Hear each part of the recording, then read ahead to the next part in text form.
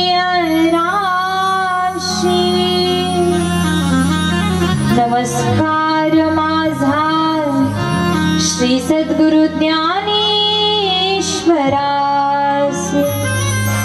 बोला पुंडलिक वरदे हरी विठ्ठल श्री ज्ञानदेव तुकाराम।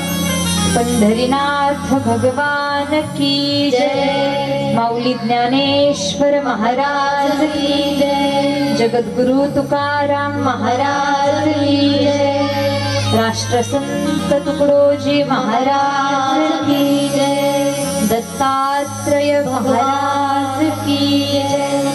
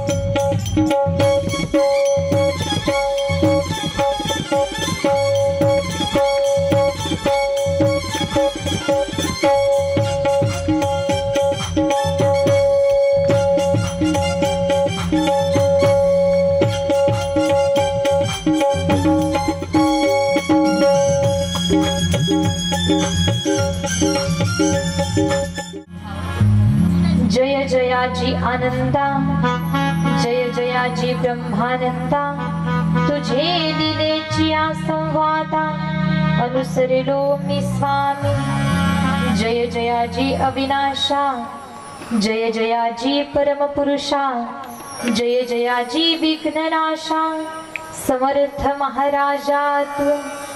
जय जयाजी आदि पुरुषा, जय जयाजी सर्वेशा, जय जयाजी जगदीशा, दिगंबरा स्वामिया तू। बोला दिगंबर महाराज की जय, बोला दत्तात्रेय महाराज की जय, बोला अनुसया माता की जय।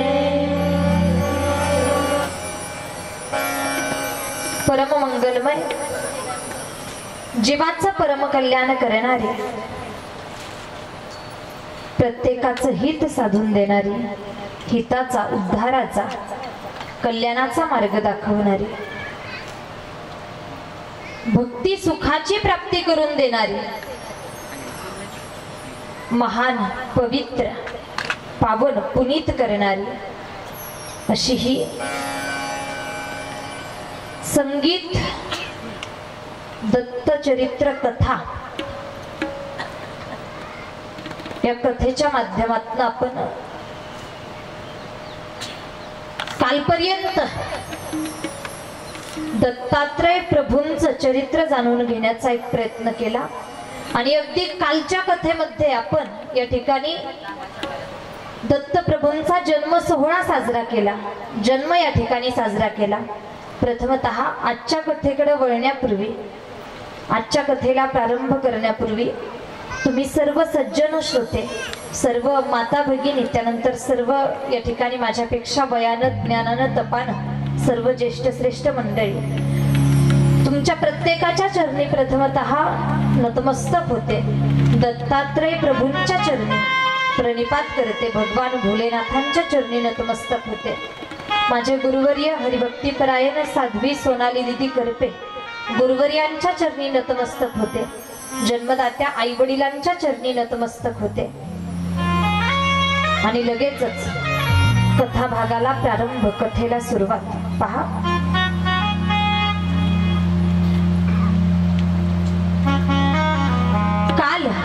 कालच्या कथेमध्ये आपण या ठिकाणी दत्त प्रभूंचा जन्म साजरा केला. मोठा आनंद काल आपल्या प्रत्येकाला मिळालेला आहे. अगदी देहभान हरपून त्या आनंदामध्ये आपण सहभागी झालो, त्या आनंदाचा अनुभव करून घेतला. पहा, मोठ्या प्रेमानं, उत्सुकतेनं, अगदी मोठ्या थाटा माटात, मोठ्या उत्सुकतेनं दत्तात्रय प्रभूंचा जन्म सोहळा पार पडला. आता यानंतर पुढची कथा पहा. आज आपण दत्त बाल क्रीडा यातील या ग्रंथातील 6व्या अध्यायाला प्रारंभ करत आहोत. 6व्या अध्यायाला सुरुवात करत आहोत. पहा, दत्त प्रभूंचा जन्म झालाय. बोले अनुसया यथार्थ, जग म्हणती झाला दत्त, तयाने केले स्वहित आमुचे अनंत जन्माचे. अनुसया माता एक प्रकारे यथार्थ बोलू लागली, सांगू लागली की दत्त जन्माला आले नभे नभे तर आमचं सगळ्यांचं हित करून दिलंय आणि आमचं अनेको जन्माचं एक प्रकारे सार्थक झालं. अनेको जन्माचं पुण्य एकत्रित आलं आणि सार्थक झालं. दत्तात्रयांचा जन्म झाला आणि अगदी पहा, सर्वत्र आनंदी आनंद, सर्वत्र आनंदी आनंद आहे. सर्वत्र समाधान पसरलेलं आहे. आनंदाचा वर्षाव सर्वत्र होतोय. तो किती आनंद आहे, सुंदर असं वर्णन आपण पाहू.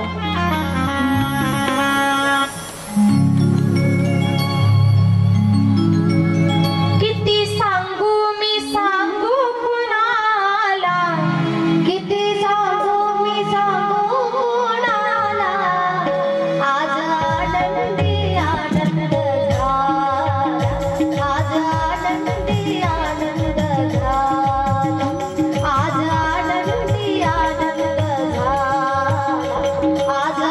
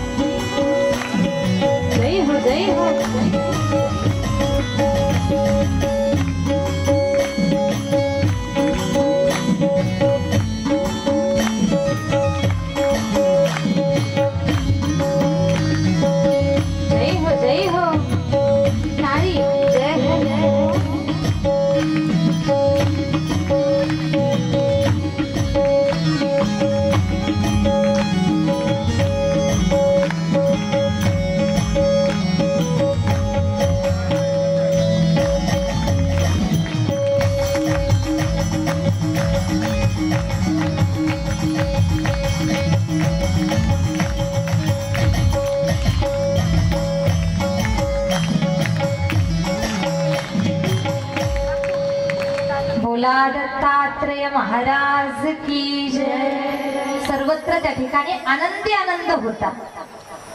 मायबाप पहा,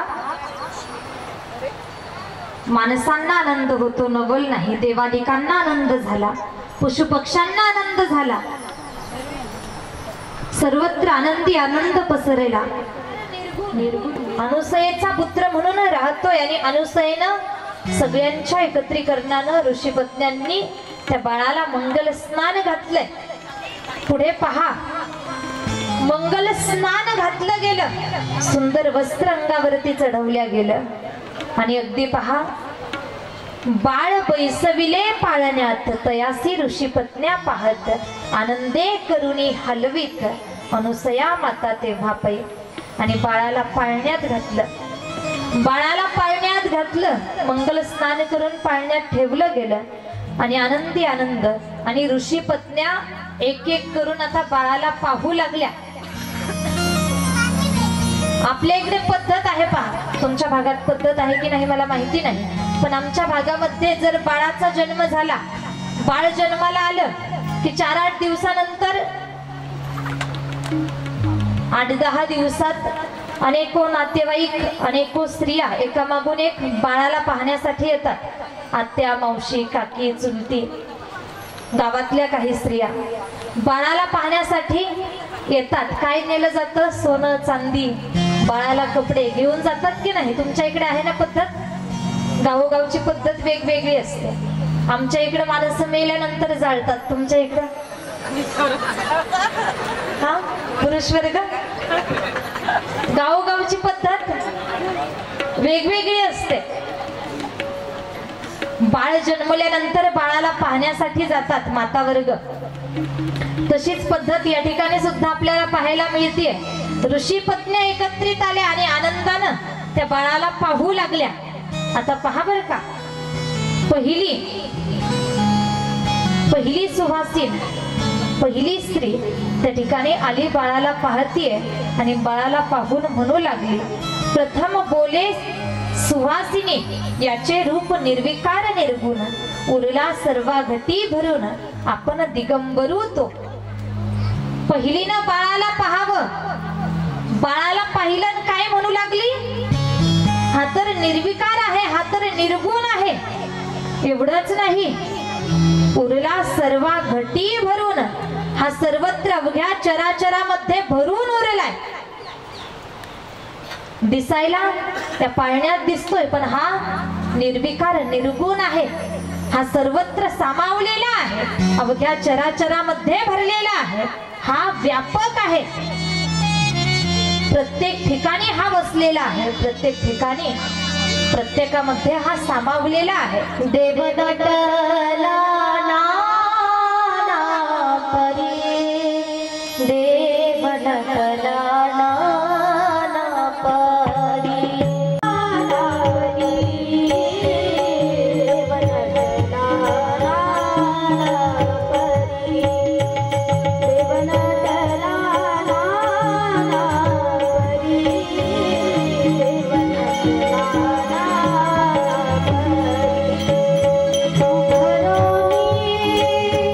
उराला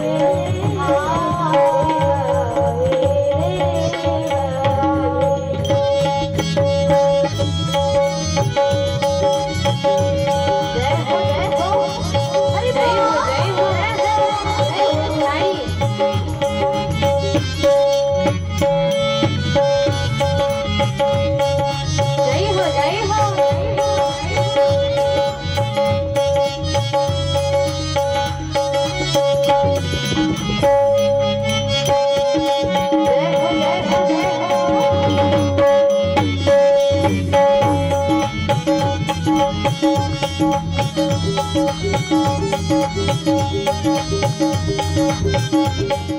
तर सगुण झाला ना असा झाला की तेजोमय चेहरा आहे याला आमच्या डोळ्यांनी पाहिलं तर आमचे नेत्र सुद्धा एक प्रकारे प्रफुल्लित होत आहेत आणि सुखाचा अनुभव आम्हाला प्राप्त होतोय। एवढ्यावरती थांबत नाहीये, चौथीही आली पहा। 12 ऋषी पत्न्या त्या ठिकाणी एकामागून एक बाळाचं मुख पाहतायत, पाळणा हलवतायत, बाळाचं मुख पाहतायत आणि वेगवेगळ्या प्रकारची स्तुती करतायत। तिसरी म्हटली आमच्या नेत्रांनी याला पाहिलं तर सुखाचा अनुभव होतो। चौथी बोलू लागली, बोले सुवासीन चौथी, हा होय तो जगतपती, याची नकळे कोणागती, त्रिगुणात्मकासी जाना हो। अरे हाच तर तो जगतपती आहे, जगताचा पती आहे, जगताचा चालक मालक आहे, हाच तो आहे, याचीच सत्ता सर्वत्र आहे आणि त्याच्या सत्तेशिवाय काहीही चालू शकत नाही। त्याचीच सत्ता सर्वत्र आहे, याचीच सत्ता आहे। तोच सांगतो नव्हे नव्हे त्याच्याच इच्छेनं सूर्य चालतो, त्याच्याच इच्छेने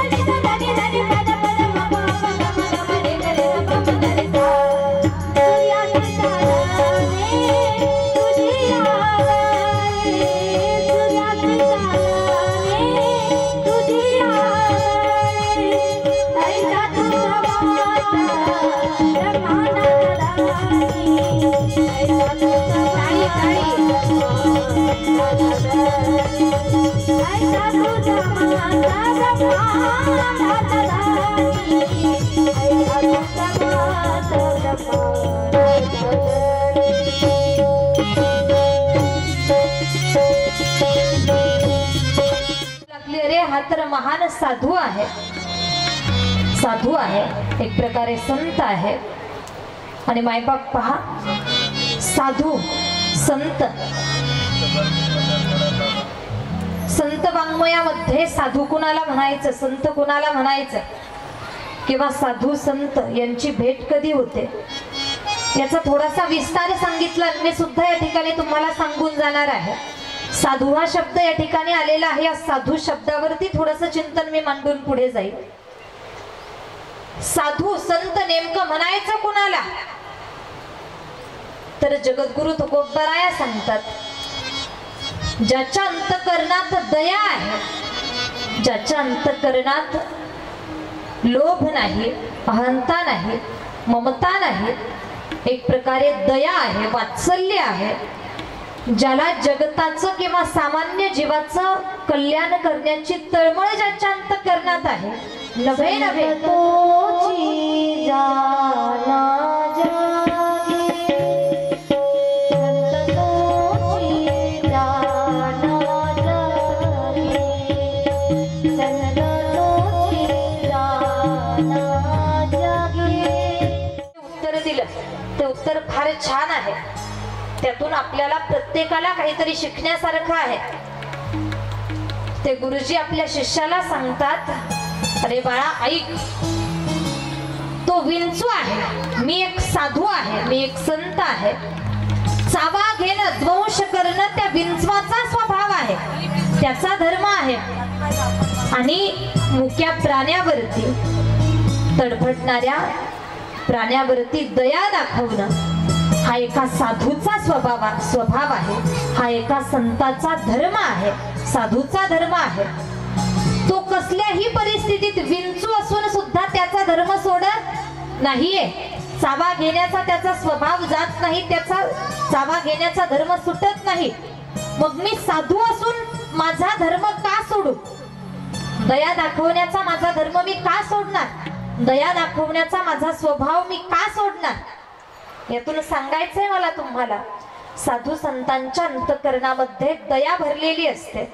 आणि याही पुढे जाऊन सांगेल माईबाप मी तुम्हाला, ज्या वेळेला आपण एखाद्या संकटाच्या परिस्थितीत असू द्या, एखाद्या दुःखाच्या परिस्थितीत असू द्या, ज्या वेळेला आपले नातेवाईक आपल्या उपयोगी येऊ शकत नाहीत, ज्या वेळेला आपल्या आसपासची माणसं आपली मदत करू शकत नाहीत, सगळ्यांनी एक प्रकारे टाकून दिले, कोणी मदतीला धावत नाहीये, अशा वेळेला साधू संत आपले असतात, तेच आपली मदत करतात.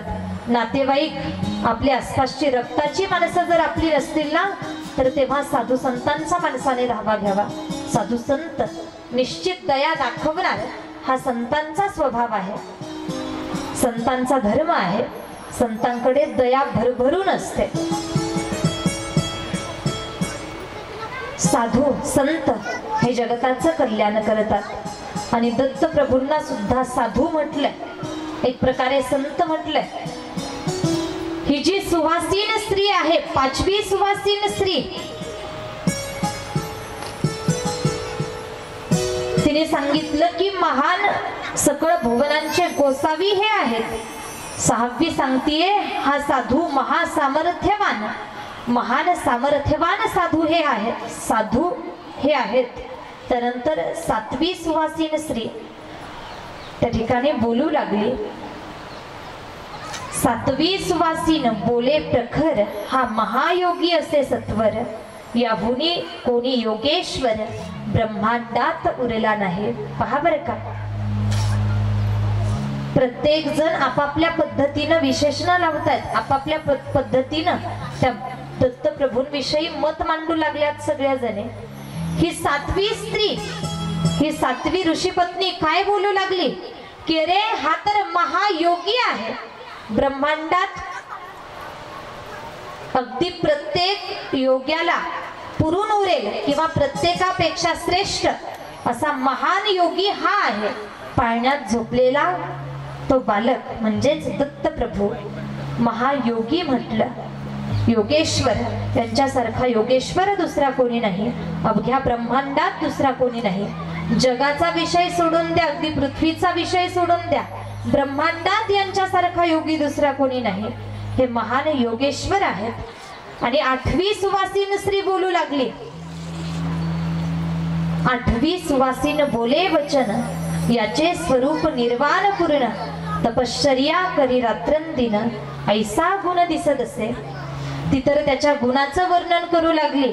अरे या बाळाचं चेहऱ्यावरचं तेज पाहून असं वाटतंय की हा रात्रंदिवस तपश्चर्या करणारा असेल, तपश्चर्या करेल असं वाटतंय. मोठं सामर्थ्य याच्या अंगी दिसतंय, तपश्चर्या करण्याचा गुण याच्याकडे दिसत आहे, ऐसा गुण दिसत असे. पहा स्वरूप सत्य भगवान आहे, म्हणजे सत्य दत्तात्रय प्रभू आहेत, त्यांचा नाश नाहीये, अविनाशी ते आहेत. चला पुढे. यानंतर पहा दत्तात्रय प्रभूंचं एक भजन घेऊ आणि यानंतर पुढचा प्रसंग आपल्याला श्रवण करायचा।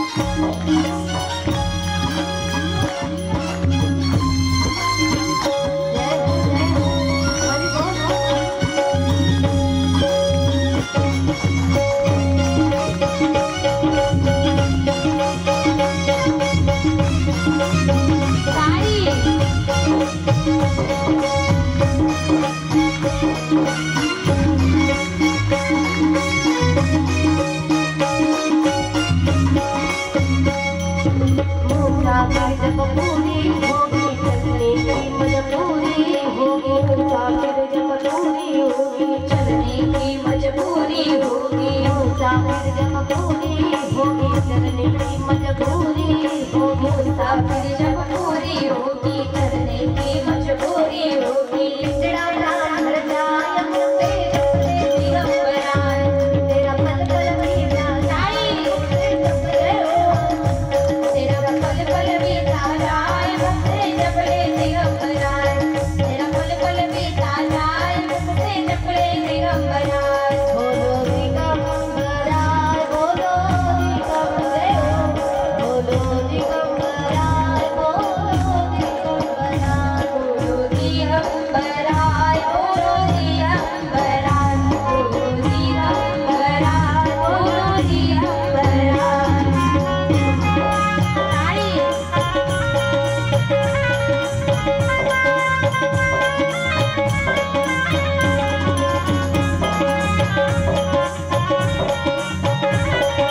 जय हो जय हो ताली हरि बोल जय हो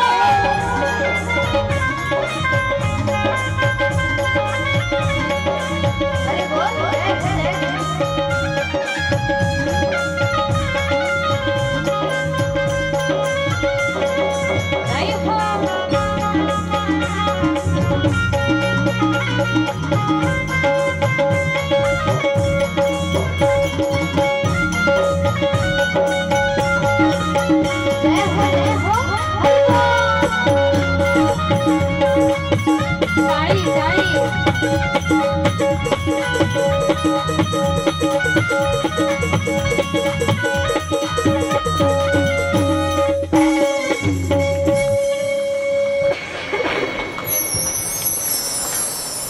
ईश्वरी ताईसाठी एकदा जोरदार टाळी वाजवा बरं.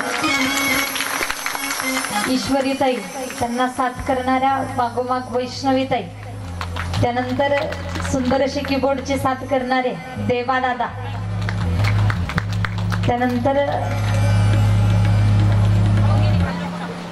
प्रतीक दादा, त्याचबरोबर आमचे मातोळे गुरुजी, या सगळ्यांसाठी एकदा जोरदार टाळी झाली पाहिजे. त्यानंतर पहा सिस्टीमवाले दादा आणि शूटिंगवाले काका, यांच्यासाठी सुद्धा टाळी. आणि सगळ्यात महत्वाचे तुम्ही, टाळी वाजवा म्हटल्यानंतर का होईना मस्त टाळी वाजवता, तुमच्यासाठी एकदा टाळी वाजवा.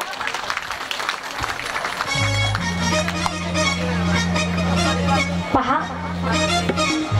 12 त्या ऋषीपत्न्या वेगवेगळ्या प्रकारे पाळण्यात पहुडलेल्या, पाळण्यात ठेवलेल्या दत्तप्रभूंची स्तुती करत आहेत. ती स्तुती आपण या ठिकाणी श्रवण केली. प्रत्येक जण आपापल्या पद्धतीने स्तुती करू लागले. कोणी हा जगाचा मालक आहे म्हणतीये, कोणी हा विश्वव्यापक आहे म्हणतीये, कोणी महायोगी आहे म्हणतीये, कोणी महाऋषी आहे सांगू लागले. जिथे आपापल्या पद्धतीने बोलतीये आणि नंतर शेवटी एकत्रितपणे पहा, मग बोलती द्वादश सुवासिनी काजळ घालायावर काबाड कष्ट केलं, दिवसभर काम केलं आणि अगदी सायंकाळच्या वेळेला 5 वाजता घरी आले, काम आटोपून घरी आले. पती घरी आलाय, ही बिचारी स्त्री पतिव्रता आहे. पोखळामध्ये धान्य कांडत होती, धान्य बारीक करीत होती, धान्य कांडलं जात होतं. मुसळ हातात आहे, उखळामध्ये धान्य कांडतीये. तेवढ्यात पती आला. पतीला फार तहान लागलेली होती. त्यानं आवाज दिला, ए अगं पटकन पाणी आण, फार तहान लागलीये. हिनं काही केलं, बिचारी पतिव्रता होती, सामर्थ्य तिच्याकडे फार होतं. मुसळानं त्या ठिकाणी उखळामध्ये धान्य कांडत होती. पतीनं आवाज दिला, पाणी सांगितलं. ते मुसळ वरती फेकल्या गेलं. वरती फेकलं तसंच वरती राहिलं. ही गेली, पाणी दिलं आणि परत आले. मग तिच्या हातामध्ये ते मुसळ आलं. तुमच्या भागात काय म्हणतात? मुसळच ना. मुसळ वरती फेकलेलं राहिलं, पाणी देऊन आली. मग वरती असलेलं मुसळ हाती आलं तिच्या. म्हणजे पतिव्रतेचं सामर्थ्य किती! त्या वर फेकलं ते वरतीच राहिलं आणि अचानक हे पाहिलं तिच्या एका मैत्रिणीनं, तिची मैत्रीण घरी आलेली होती. तिनं हे आश्चर्य पाहिलं, अरे हिनं मुसळ वरती फेकलं आणि पतीला पाणी दिलं, पाणी देऊन मग गेली, मग मुसळ हातामध्ये आलं. हा काय प्रकार आहे? तिच्यासोबत चर्चा केली, बोलली, तर तिनं सांगितलं ही एका पतिव्रतेची ताकद आहे. पतिव्रता धर्माचं पालन केल्यानंतर हे सामर्थ्य प्राप्त होतं. या दुसऱ्या मैत्रिणीनं हट्ट केला, तिनं निश्चय केला की अरे मलाही पतिव्रता व्हायचं, मी ही पतिव्रता होणार म्हटली, मला पतिव्रता व्हायचंय. मग पतिव्रता होण्यासाठी काय काय करावं लागेल मार्गदर्शन घेतलं. त्या पतिव्रता स्त्रीनं सांगितलं, पती कामावरून आला की लगेच त्याला पाणी द्यायचं, सेवा करायची, पतीच्या मनाविरुद्ध काहीही करायचं नाही. जसं पती सांगल तसंच करायचं. तुम्ही करता ना? बोला ना. पतीनं सांगितलं माहेरी जायचं नाही, जाता का तुम्ही? जातात ना? आम्ही म्हणतो नाही मी जाणार, करा काय करायचे ते, मी जाणार म्हणजे जाणार. अशा आम्ही पतिव्रता. तुम्हाला काय करायचं ते तुम्ही करा, आम्ही जाणार म्हणतो. या स्त्रीनं तिला सांगितलं पतिव्रता होणं म्हणजे पतीच्या आज्ञेचं पालन करायचं, पतीची सेवा करायची. मग बराबर या धर्माचं पालन केल्यानंतर हे सामर्थ्य प्राप्त होतं. मग तू पतिव्रता होशील. तिने निश्चय केला मला ही पतिव्रता व्हायचंय. दुसऱ्या दिवशी घरी गेलीच्या डोक्यात पक्क बसलेलं पतीची सेवा करायची, पतीच्या म्हणण्याच्या विरोधात जायचं नाही, पतीच्या आज्ञेचं पालन करायचं, पती जसं सांगेल तसं करायचं. घरी गेली आणि पतीला सांगू लागली मलाही पतिव्रता व्हायचंय म्हटली. पती आनंदित झाला, प्रसन्न झाला. याला वाटलं आता आपली रोजच्या रोज सेवा होणार, व्यवस्थित पत्नी आपली काळजी घेणार, आपल्या आज्ञेचं पालन करणार, आपल्याला त्रासदायक वागणार नाही. पतीही भलता खुश झाला, आनंदित झाला. आणि हिनं मात्र आता सांगितलं तुम्ही एक काम करा, तुम्ही शेतात जा, तुमचं काम करा, तुम्ही येऊपर्यंत मी माझं काम आटोपते. आणि म्हटली बरोबर सायंकाळच्या वेळेला सूर्यास्त होण्या अगोदर 5 वाजता तुम्ही शेतातून घरी यायचं. मी सगळं काही काम आवरून बसणार आणि त्या ठिकाणी उखळामध्ये धान्य काढणार, बाकीचं काम आटोपून उखळामध्ये धान्य बारीक करायचं काम मी करणार. माझ्या हातात मुसळ राहील, धान्य काढताना मी तुम्हाला दिसेल. आल्याबरोबर तुम्ही आवाज द्यायचा, एक मला फार तहान लागली, पाणी घेऊन ये. मग मी काय करणार, मुसळ वरती फेकणार आणि ते मुसळ वरतीच राहील. मग मी पटकन तुम्हाला पाणी देईल, तांब्या भरून तुमच्या हातात देईल आणि मग पुन्हा येईल, मग ते मुसळ माझ्या हातात येईल असं सांगू लागली. पतीलाही वाटलं जसं बोलतेय तसंच आता होतंय की काय, बरोबर आहे ना. जसं सांगितलं गेलं पतीनेही तसंच केलं. रानात गेला, दिवसभर काम केलं, काबाड कष्ट केलं ना. बरोबर पत्नीनं सांगितलं ना 5 वाजता जायचं घरी, 5 वाजताच आला. हा 5 वाजता आला आणि पाहिलं तर पत्नी उखळामध्ये धान्य कांडत होती, मुसळ हातात होतं. यानं लगेच आवाज दिला, एक खूप तहान लागलीये, पाणी आण. हिनं काय केलं, लगेच मुसळ वरती फेकलं. अगोदरच्या दिवशी पाहिलेलं तसंच मुसळ वरती फेकलं. हिला वाटलं आता वरती गेले ते वरतीच थांबणार, पाणी द्यायचं बाजूला. तिला वाटलं आता वरतीच मुसळे राहतंय. पाहायला लागली वरती, खाली येतंय का वरतीच थांबतंय. वरती पाहिलं तसंच ते मुसळ धपकन तोंडावरती. 32च्या 32 रिटायर, 32च्या 32 पडले. एका दिवसात पतिव्रता होतायत नाही. मायबाप पहा, पतिव्रता स्त्री, पतिव्रतेची लक्षणं काय असतात मी तुम्हाला सांगून गेली. विनोदाचा भाग सोडून द्या. मेंढ्यांचं पालन करणं हे ज्यांचं कार्य. धनगराच्या घरातली एक स्त्री, गरीब स्त्री होती, धन जास्त नव्हतं त्यांच्याकडे. मेंढ्या पाळून उदरनिर्वाह केला जायचा. अशा धनगराची स्त्री समोर आली आणि राजाला सांगू लागली बाकीच्या कोणीही येत नाहीत, मी एक प्रयत्न करून पाहते. राजा म्हटला दुसरा कोणी तर येत नाही, तू आलीस हे माझं भाग्य म्हणावं लागेल. ये, तुझ्याच हातानं आपण ही शिवपिंडीची स्थापना दुसऱ्या ठिकाणी करूयात. ती धनगराची स्त्री, मायबाप पहा, धनगराची स्त्री शिवपिंडीच्या समोर गेली.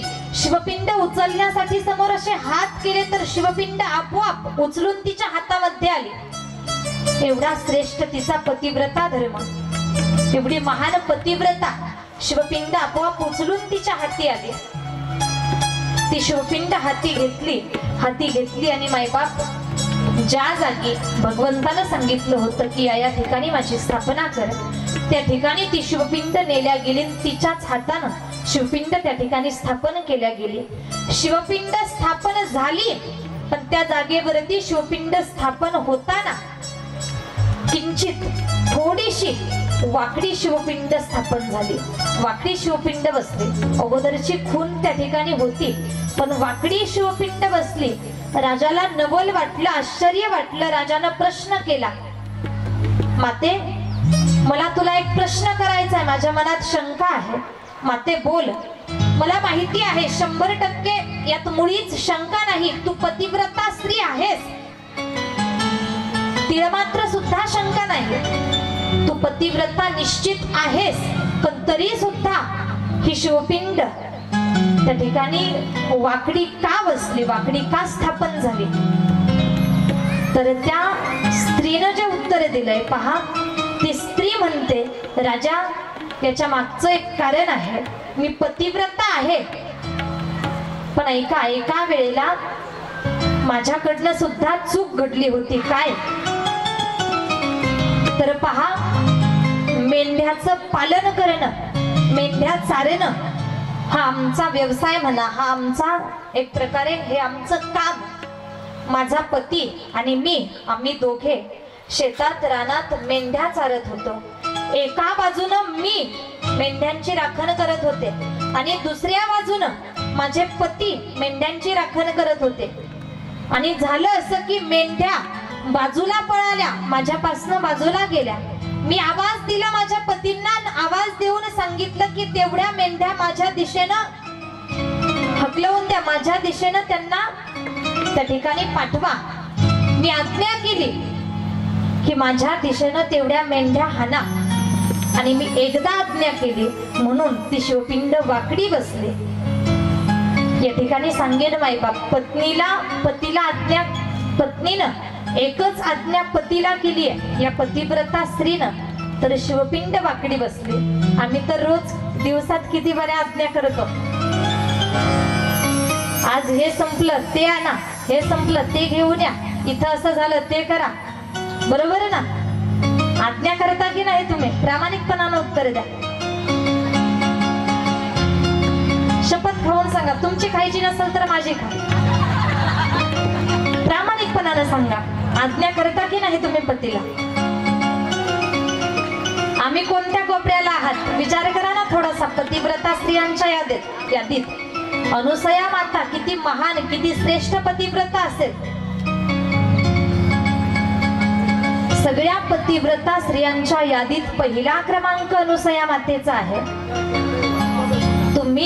आम्ही अगदी बाकीच्या स्त्रिया अनुसया मातेच्या पायाची धूळ सुद्धा नाही आहेत. अनुसया माता श्रेष्ठ आहे आणि या अनुसयेच्या मांडीवरती तो निर्विकार, निर्गुण, तो भगवंत दत्त रूपात त्या ठिकाणी पोहुडलाय. मांडीवरती घेतलंय अनुसया मातेनं त्या दत्त भगवंताला. हे दत्त प्रभू, ऋषी स्त्रिया दत्त प्रभूंच्या दर्शनाला येतात, नवल नाही. यानंतर अनेको ऋषी सुद्धा दत्तात्रयांचं दर्शन करण्यासाठी निघतायत. तो प्रसंग सुद्धा आपल्याला या ठिकाणी पाहायचा आहे. तत्पूर्वी दत्तात्रयांचं एक भजन करू. पहा, मन